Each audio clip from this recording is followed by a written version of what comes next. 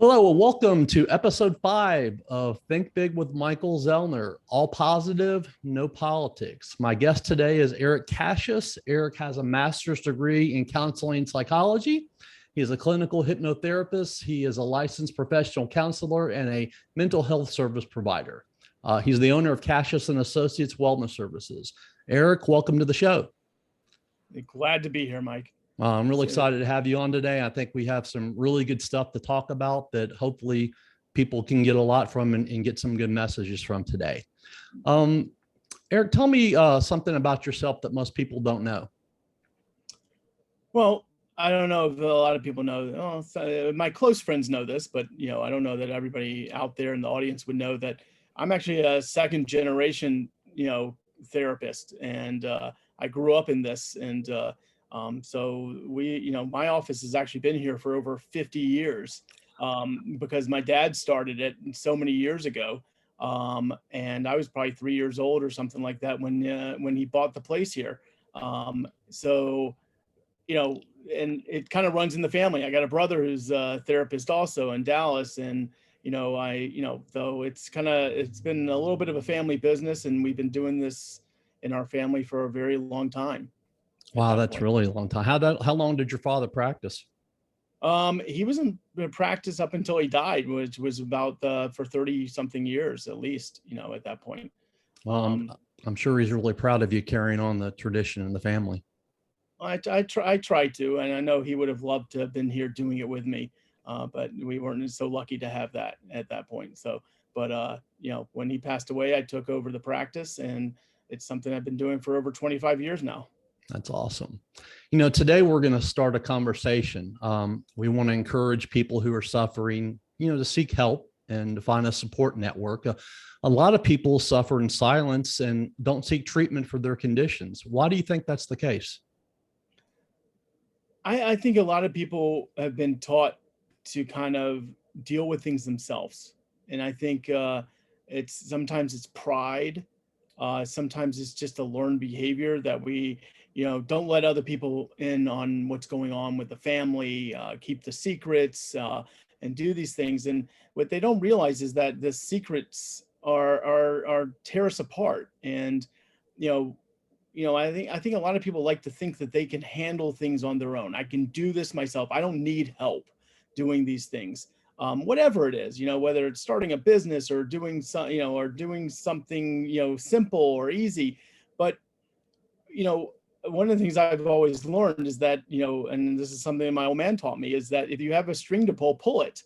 Don't feel like you have to do everything on your own. And even with that being said, I sometimes feel that way, and I think that I can handle this, I can deal with this. But even I go to a therapist and I talk to people, and I've been doing that since I started my own business here. Back in my early 20s, I started going to talk to people, and because it was normal for me. And growing up in a family of therapists, you end up doing, it's normal for this. I mean, my summer vacations were at psychological conferences with my dad. So I was 15 years old when I did my first, graduate level course, because my dad didn't want me running around the city by myself. And he stuck me in a what's called transactional analysis 101 class. And little did I know I was being taught by some of the, biggest therapists in the country at the time, this basic psychology for graduate students, basically, at that point. And I was 15 years old and understanding what they're talking about. And it's like, so it kind of came natural at that point. Did going through that at 15 years old sort of help get you, in your mindset, what you wanted to do? It's funny. I remember looking at some old stuff in my parents' house, and I pulled out this thing from like kindergarten or first grade, which is, the teachers, what do you want to do when you grow up? And it wasn't spelled right, but I said child psychologist on there. And so I was already, and I don't know if this is just my dad's doing or that it was kind of put in my head that this is what I'm going to do or what's going to happen. But even at that young age, which is interesting because I think we have scripts that we play out in our lives that, even at this young age, I had this idea that I wanted to do this, and I wanted to do it with the kids, and I wanted to do, different things. And Whether it was just I was looking up to my dad and what he did, and I was really proud of him and happy, and I liked what he did and I wanted to be like him, or was this something that he kind of said, "Oh, you'd be a great psychologist one day," and maybe that just kind of made it there. Right. I don't think at 15 I was thinking of anything except going to have fun, and I remember just being in the class and being like, "Oh God, really?" But then eventually it got interesting, and Right. stuff, and I actually caught on to it, so it was good. That's a great story. At least 1 in 5 Americans today have a mental health condition. Family and close friends are they're almost always affected in the situation, and people need that support from them to get through it. Do you think you sort of talked about this a little bit in your first answer? Do you think some people are a little bit afraid because they're worried about what other people's responses are going to be sometimes if they tell them they're getting help? Oh yeah, I think they're afraid of that. They're afraid of what what's the therapist going to say to them.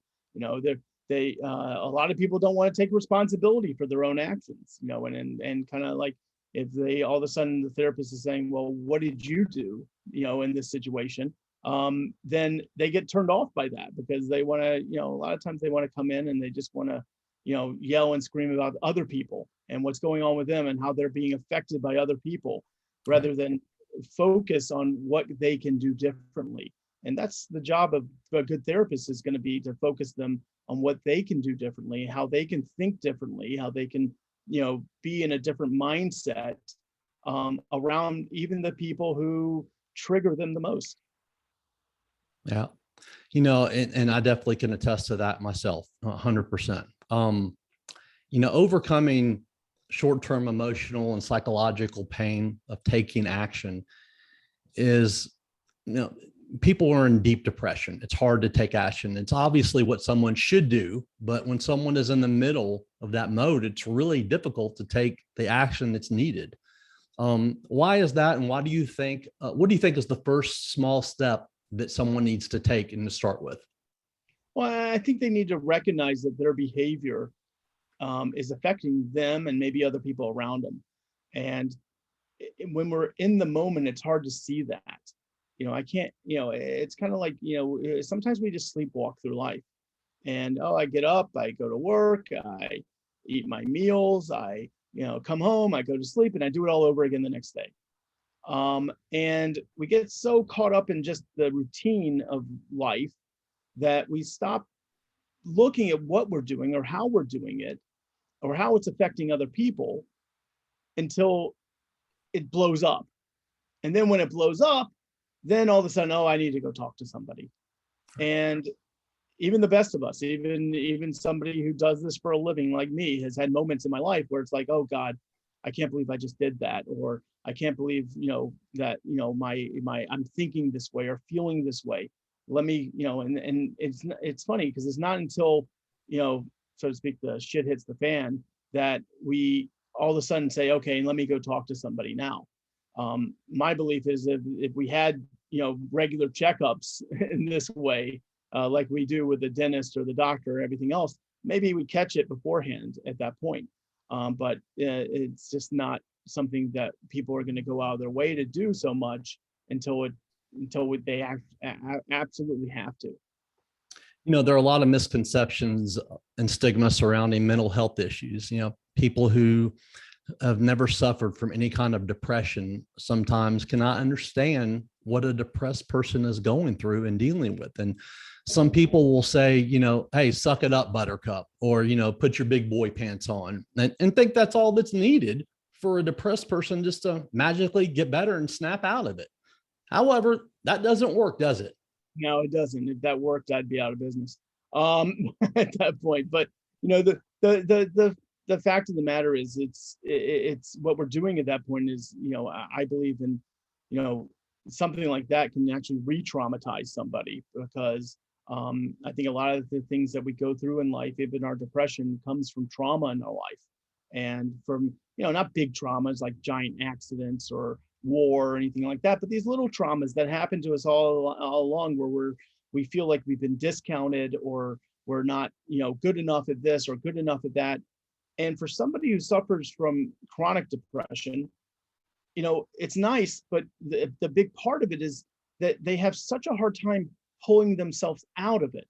Everybody gets depressed at some point or another. Okay. Most people go back and forth.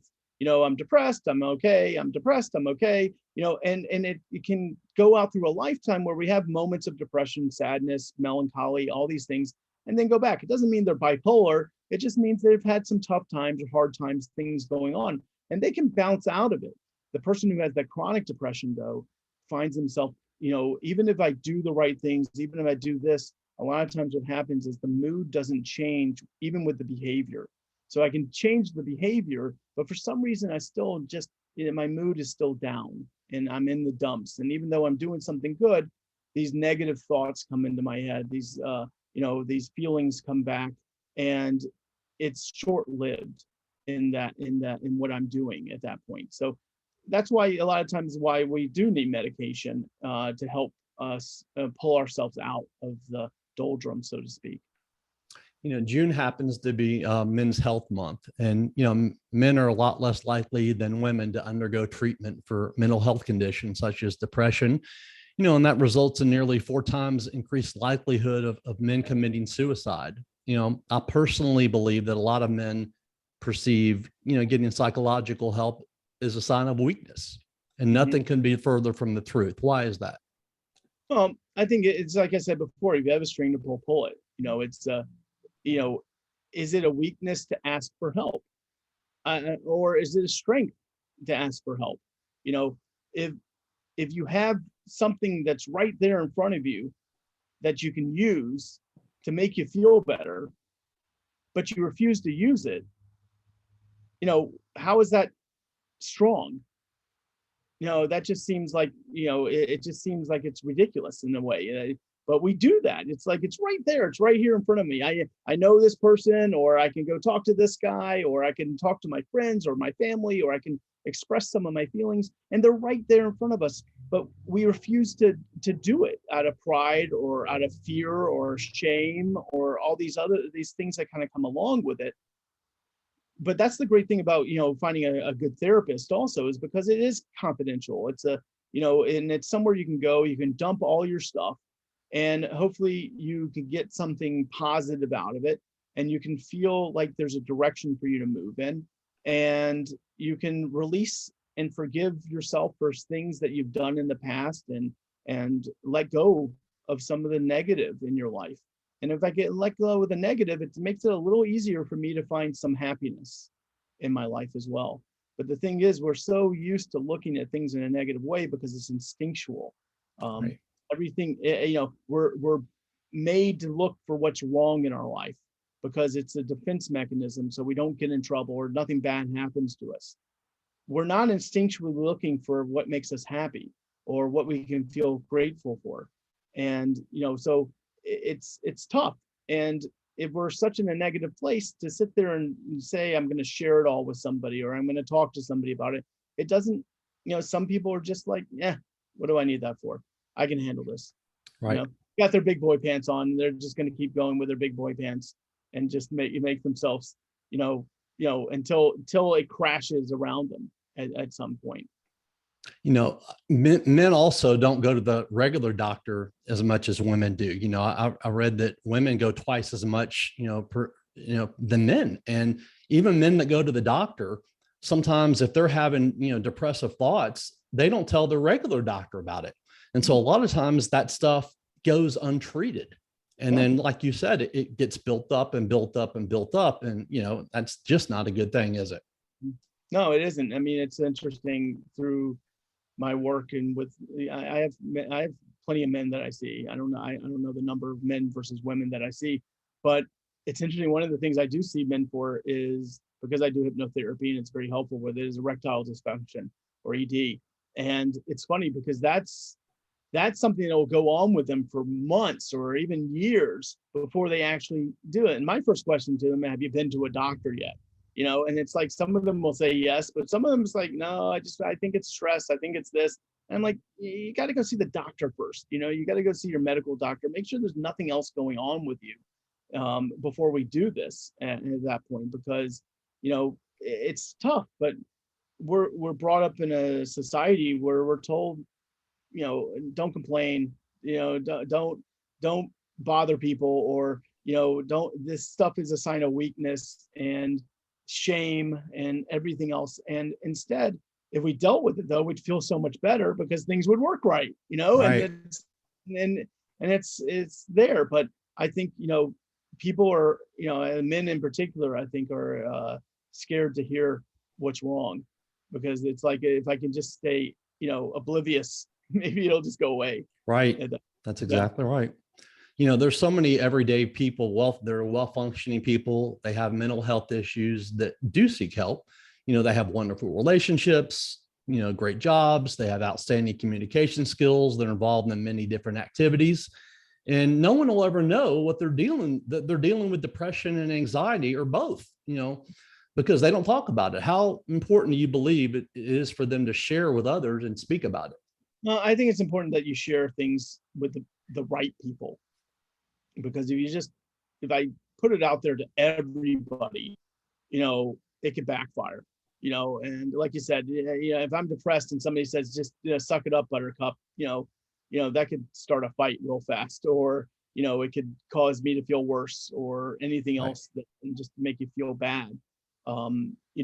So I got to be careful who I talk to about certain things. But, I tell people, hopefully your family, not always, is understanding, and can be a big support for you. And even if you don't have that, there are people out there like me.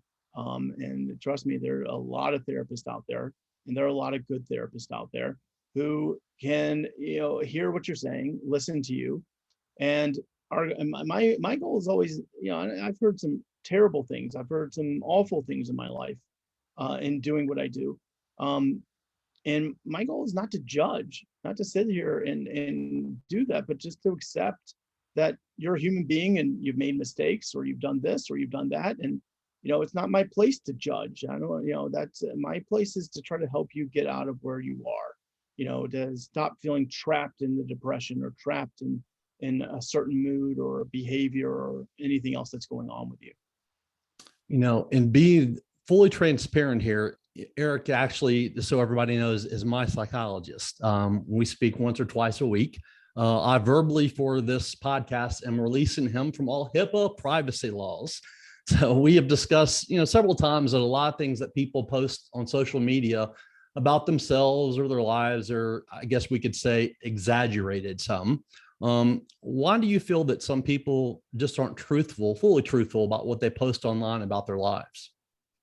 Well, I think it's a forum that everybody's going to see. And just like if you go into a job interview, you're going to put your best foot forward. You're not going to go in dressed sloppy and looking bad and ugly and awful and stuff like that. And, I want people to see the best of me in certain situations. I'm not going to, if I, have if I put negative stuff out there, I'm going to get negative stuff back. So we're hoping that by putting positive things out there, or looking good and everything else, what are we going to get back? It's like if I all of a sudden, post a picture of myself and in somewhere new or great or wonderful, I'm going to get back, oh, that's so wonderful. You look great. You look good and everything else. So I'm looking for that ego boost. I'm looking for that how many people responded? How many people wished me a happy birthday? But if I put something out there like, oh, I'm miserable right now, I'm awful and everything else, I may get a few people. It's like, I'm so sorry you're feeling bad and everything else. And I may get some of that. But, a lot of people, you're not going to get anything from at that point.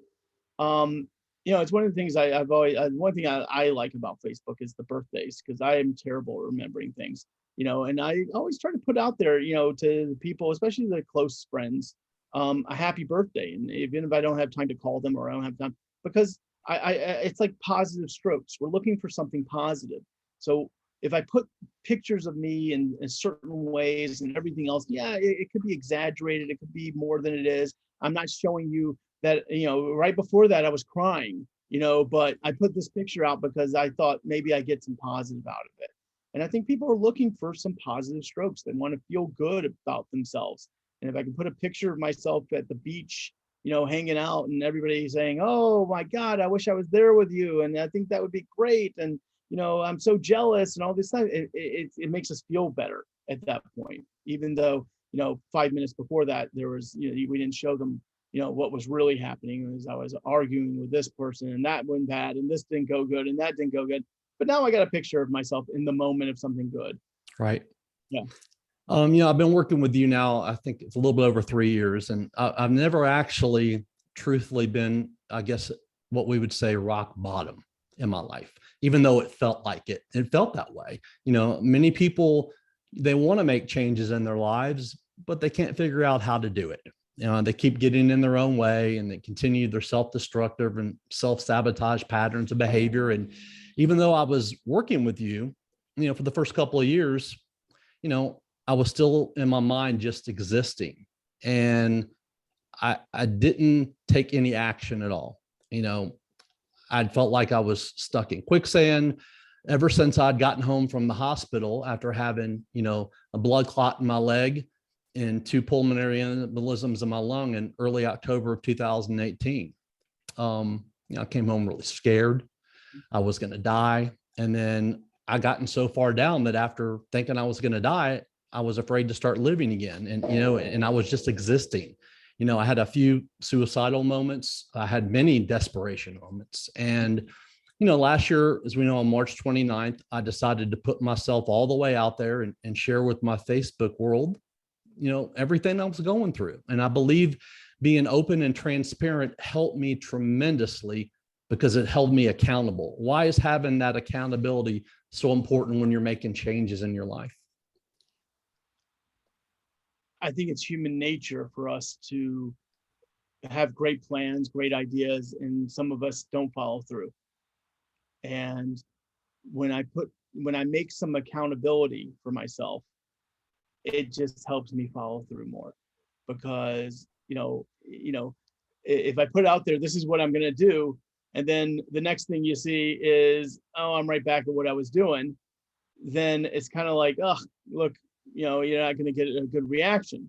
But if you put out something, this is what I'm going to do, and then all of a sudden I'm doing it, and I'm making it happen, I'm holding myself accountable. I'm holding myself responsible for what I put out there. So, in a lot of ways, and I think I told you this during the time when you put it out there, that I thought it was a good idea, because it's kind of like saying, hey, look what I'm doing, guys. And, and this is where I'm going to take myself, and this is where I want to get at this point. And now you're doing a podcast, and I'm and I can't tell you how proud I am of you even doing this, because I know what it was. I know what you were going through 3 years ago when we first met. And, it was, you were in a very low place in your life. And I can't tell you whether it's rock bottom or not rock bottom, but you were pretty low. And, you were stuck in this cycle of negativity that was going on. And it took something big like that to kind of, get you out of the chair and moving again and going at that point. And, I think it was, I've kind of seen you through this whole journey of what you've been doing. And I think this isn't the first time I've said I'm proud of you. And I think it's, I don't know how many times I've said it, but that you've been somewhat of an inspiration to me this past year of what you've been able to do, and all because you made a decision. And that's a lot of times what people don't realize is that it's like a light switch. I just got to turn it on. Sometimes I get, I get so stuck in thinking how or why or what, that I don't do anything, and we freeze. It's kind of like the fight or flight that comes in. And you had this big trauma, a life-threatening trauma. And this is part of part of it was PTSD of what you were going through, this post-traumatic stress disorder of not just this, but other things that have happened in your life. And, it was anxiety. This anxiety became so overwhelming that you froze. People think, that you realize the amygdala, that part of the brain that takes over in big situations, it's the instinctual parts of us. That amygdala is in charge of the fight or flight. And, but people don't realize, because that's all we heard. You can either run or you can fight. Okay. Right. But people don't realize that there's also a freeze moment. Okay. There's like a deer in headlights. and just we're frozen. And I even think there's a possum part too, where it's kind of like, it's just we're just gonna play dead for a while until they go away. And I think it's it is just an instinctual part of us, and sometimes it takes over, and that part of us just takes over, and the other parts of us don't even have an idea of how to get out of this, because that part of us takes over so much that it's taking up so much room in the, like, so you can imagine all these different parts of us, the traumatized parts, the healthy parts, the mad parts, the angry parts, the frustrated parts, the sick parts, all the parts in a living room, and this one part that sits there and says, I can't, that I'm not gonna, I'm depressed, I'm sad, I can't do anything, I can't make myself do anything, I'm frustrated, taking over and not letting any of them speak.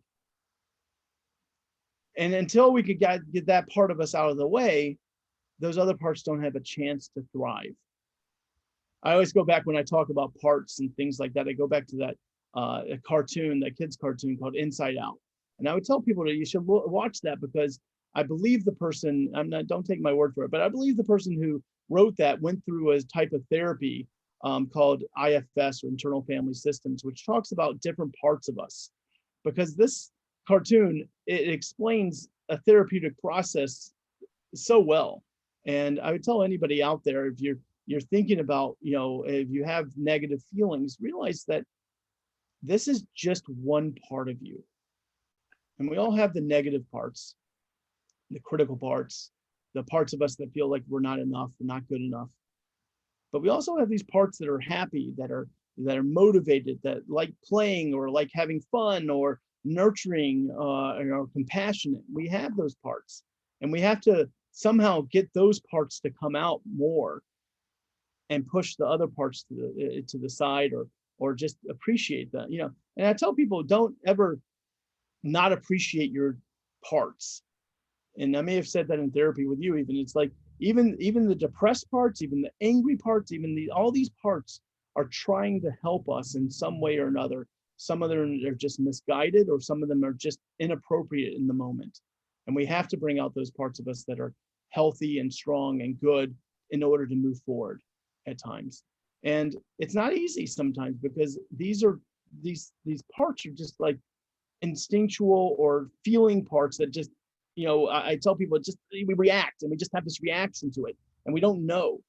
And one of the parts of therapy is to try to get people to the point where this other part of us, this higher part of us, this, what I call the self, can actually be watching. It's kind of like you want to watch yourself as you do it. I think everybody has gotten mad at some point and got into an argument with some point and said, hey, Mike, come on, what are you doing? This isn't working.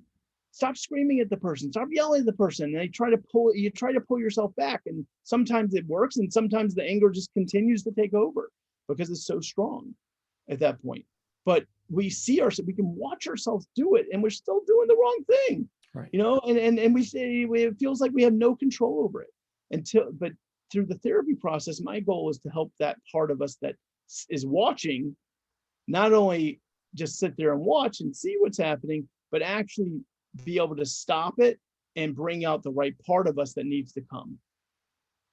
How important do you think exercise is, some type of exercise in mental health therapy?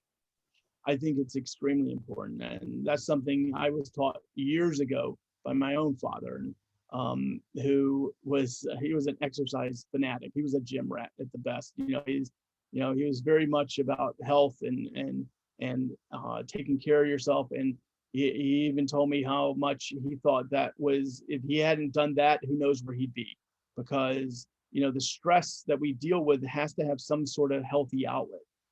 Playing sports, getting out there, and walking, being outside. We know what the sun does for us now. We know vitamin D and how helpful that is, especially for people who are inside so much.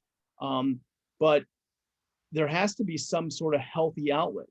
And there's not, you can exercise so much you become bulimic with it, but at the same time, it's healthier than sticking your fingers down your throat and throwing up, I say, and most people are doing it because they want to feel good.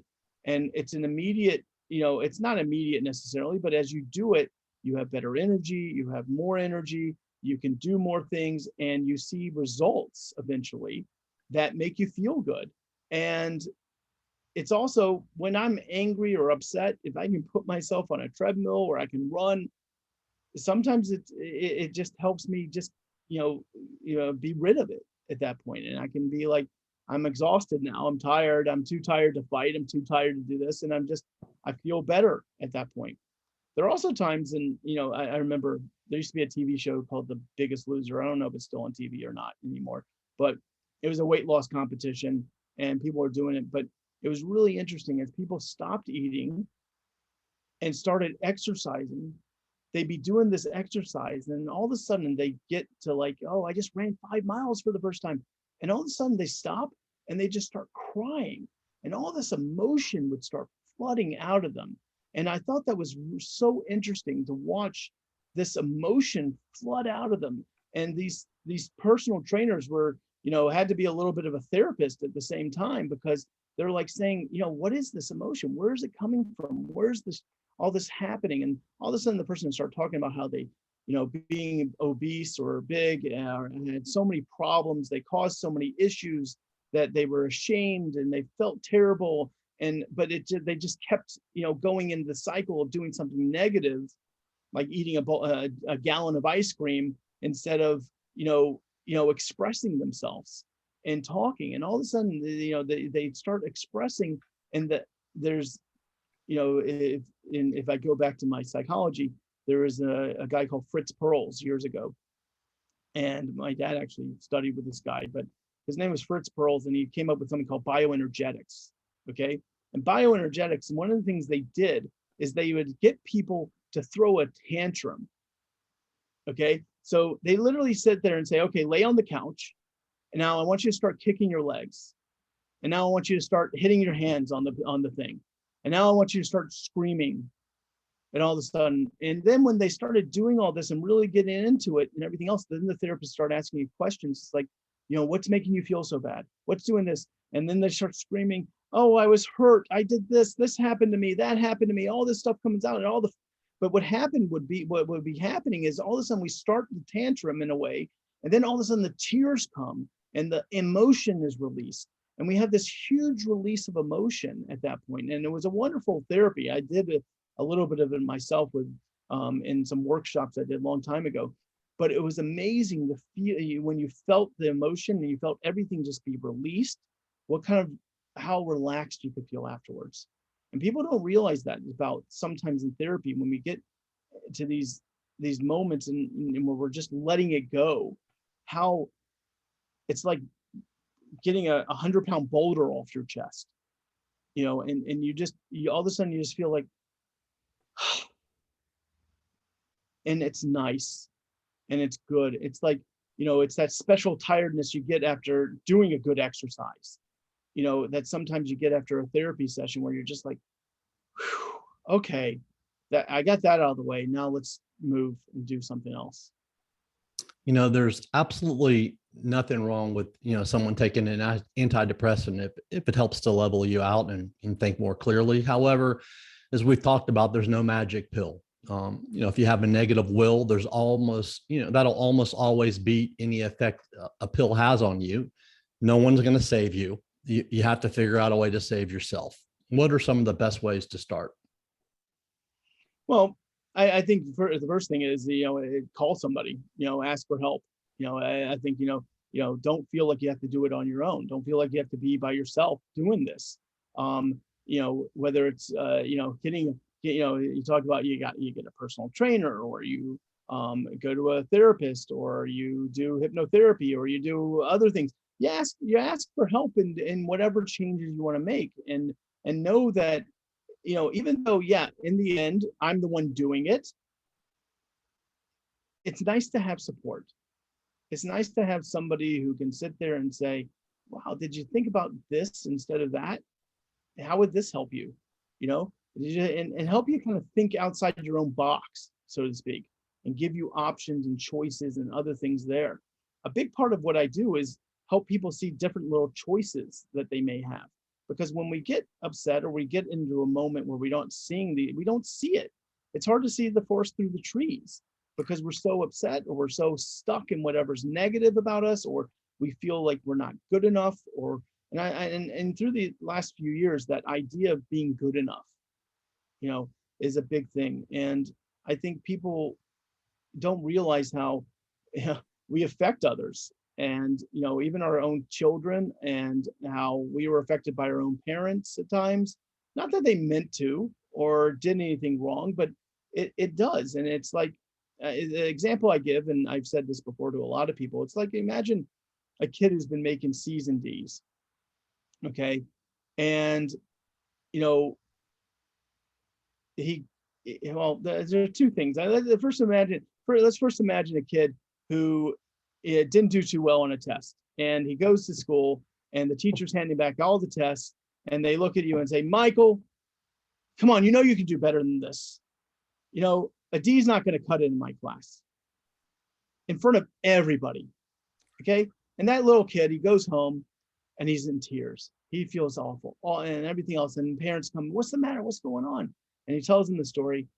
And the parents go, well, you should just study harder. You're always going to have bad teachers. You just got to work harder. Okay. And what happened at that moment is that they discount the kid's feelings. Instead of sitting there saying, oh, honey, I'm so sorry that happened to you. That was not appropriate of the teacher to talk to you in that way in front of the whole class.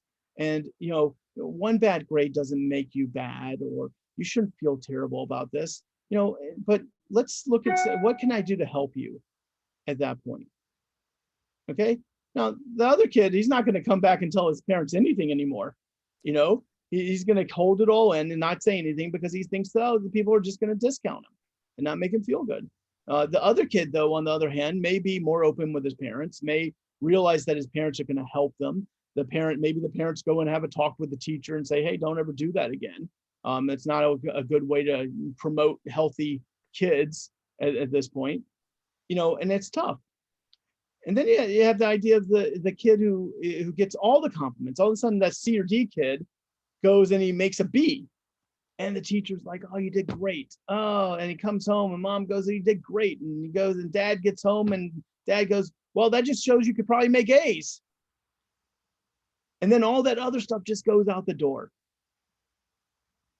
So we get so used to being let down and having negative things said to us that we don't see the positives at all. We're not seeing the good because we filter it all out because of this one bad thing.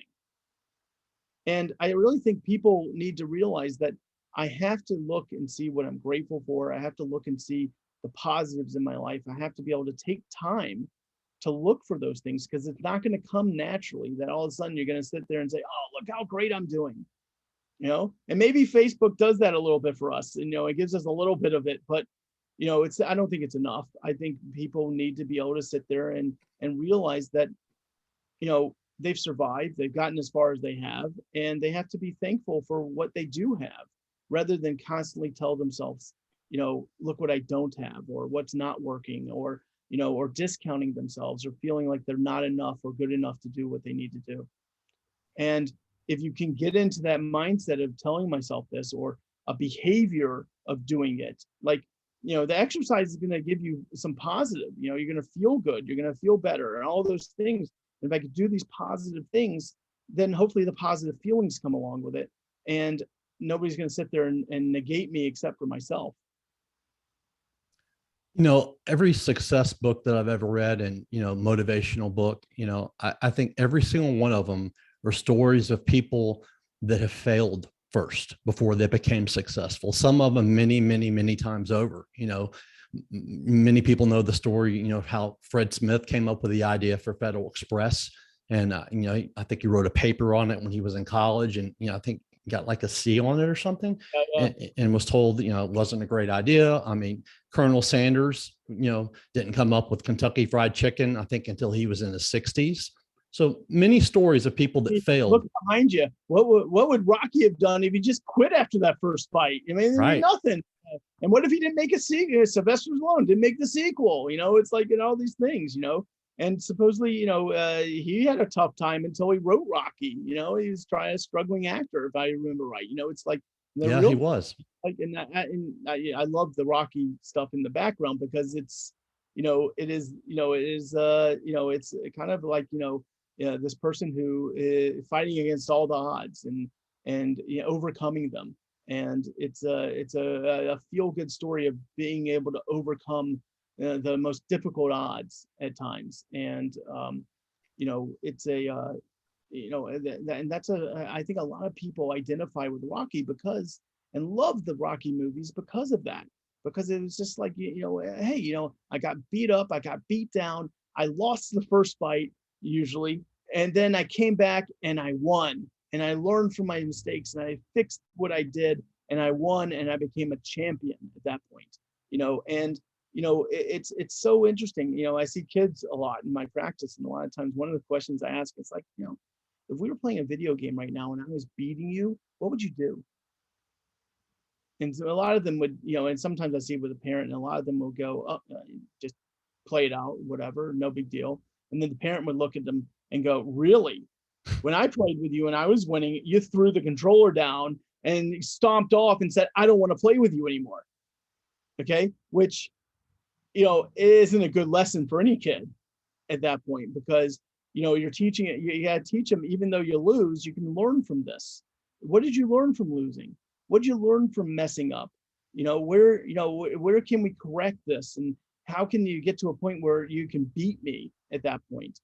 I read an article about some chess players a long time ago who said, the best lessons they ever had were their losses, and that, the only way they were ever going to become the grand masters was to lose eventually. But if I lost and I quit, then I'm never going to get there. What is the old Vince Lombardi saying? A winner never quits and a quitter never wins.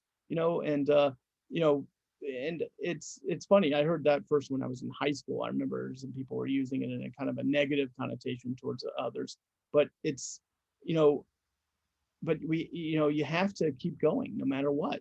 And life is about continuing to move and go and do and enjoy, hopefully, as you do it at that point. And and we got to learn to adapt. I don't even call it changing. We adapt. Okay, we have to adapt to different circumstances and different situations sometimes. Like, I think everybody in the country is adapting to $5 a gallon right now. And everybody's having to realize that this is just the repercussions of COVID, repercussions of a war, repercussions of other things. But what's it going to do for me to sit back and just complain? I have to just find a way to adapt so I can do it. And I think adapt sounds better than change, because I'm looking for a way to adapt myself to the situation rather than change who I am at times. How important is it for someone to forgive themselves for mistakes that they've made in their life? I think this is extremely important. I think it's a huge thing. How do I forgive other people if I can't forgive myself? And we can be very hard on ourselves and beat ourselves up. But what is it? I think it's the golden rule. Do unto others as you do to yourself for yourself. What do you want for yourself? And this idea that, okay, I can forgive you, I can forgive you, I can forgive you, but then if it comes to me, I have a higher standard and I can't forgive myself. But it's also something I don't think a lot of us learn to do. We don't see that in a lot of ways. And, with parents, I think a lot of the times, I'm the parent, you just do what I say, or, whatever, even if I'm not going to admit I'm wrong or any of these things because, I'm the parent and that's what it is, and I'm not going to let them see this weakness in me that I was wrong. But, I think it takes a lot to forgive, and it takes even more to forgive yourself. And it's hard because I think a lot of us have this critical part of us that just kind of, beats us up and says nasty things. And, you could, it's like, you have this high school adolescent that's living inside you that's just telling you everything you're doing wrong and how bad you are and everything else. And reliving all the negative things that have happened, all this stuff's going on. But if you could find that part of you that could sit there and say, you know what, I can forgive myself for what I did. That was wrong. I shouldn't have done these things. Or, I felt the shame. I felt the guilt. I felt the pain. Now it's time to let it go. And it's easier said than done. Because I think it's hard to, all you have to do is have a memory, and then, or a flash of something, and then all of a sudden it comes back of what happened, what went on. But if I can constantly just sit there and say, forgive me. And I think a lot of times, it's important, if we have a higher power. I'm never opposed to people and their higher powers, because I think the higher power brings that idea of forgiveness to it in most religions. And that, if my higher power can forgive me, then can't I forgive myself at that point? And, there's and something I share with my clients that I always think is good is something I found in a prayer book once. It was called the forgiveness prayer. And it's something they say, you say before you go to bed. And it's, God, and you ask God to forgive anybody who's done me harm, who in this incarnation or the next, or anything else that's happened. Somebody spoke bad about me, somebody did this. I want to be able to go to sleep tonight without holding on to this animosity. Now imagine if we took that and also added in, or anything I did, don't, forgive me, forgive what I've done. But it's also, if we're all made in our higher power's image, or we all have a piece of our higher power in us, whatever you want to believe, then isn't it the same as forgiving ourselves at that point when we're asking for forgiveness from our higher power? So I think that spirituality really comes into play. And I've always told people it's a mind, body, spirit thing when you're doing therapy. And you shared that prayer with me, and I do have that here at the house. So yes, I've said it many times. I haven't said it every single night, but I have said it. But I have said it many times, and it is really good prayer. What would you say are the most important lessons that you've learned in your life? Oh, that's good. So there are a lot of lessons I've learned. There are a lot of lessons I've learned that I haven't paid attention to. So it's like, and I think people have learned those things. That's a good question, Mike. I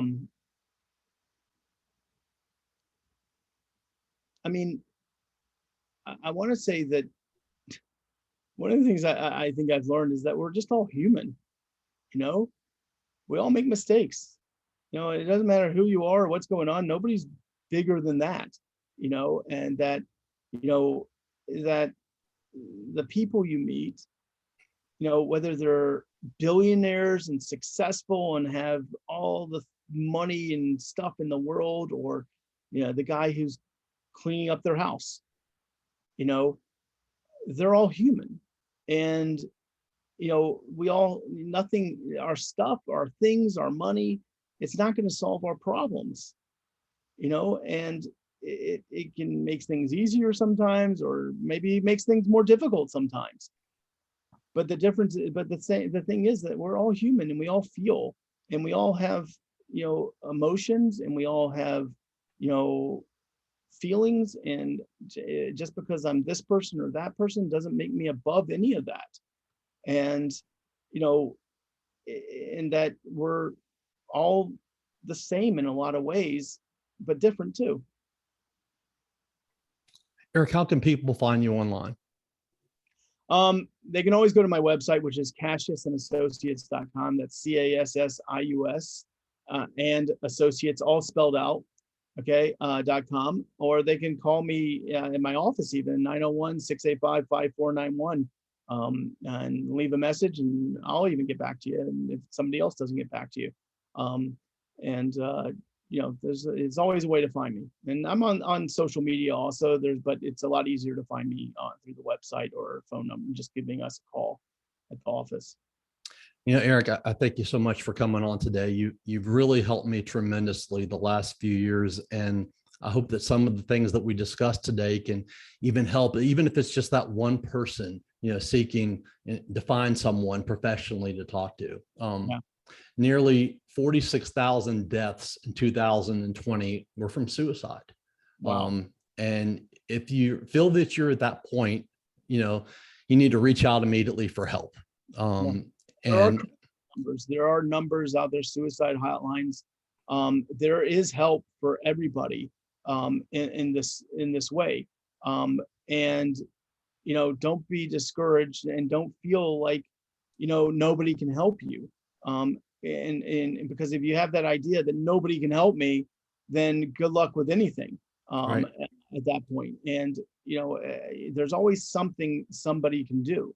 And don't be afraid to ask. And that's my biggest thing. It's like, yeah, you feel like crap. You feel like you don't deserve to be here. You feel like it'd just be easier if everything was over.